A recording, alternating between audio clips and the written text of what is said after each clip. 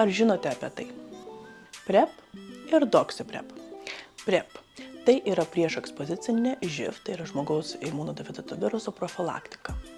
Tam tikrų priešvirusinių vaistų kombinacija, kuri naudojama živ gydymui, skiriama yra živ neinfekuotiems asmenėms, kurie turi rizikų ar santykius su živ infekuotais asmenimis. Gali būti naudojamas pagal poreikį arba reguliariai prieš lytinius santykius. Doxyprep – tai poekspozicinė profilaktika dėl bakterijų sukeltų lytiškai plintančių ligų. Tai yra doksiciklinas, gali būti naudojamas po santykių 72 valandų bėgyje. Tikslas yra apsaugoti nuo dažniausiai lytiškai plintančių ligų, kurios sukelia bakterijos, tai yra sifilis, chlamidijozė ir gonorėja. Abu vaistai yra skiriami gydytojo.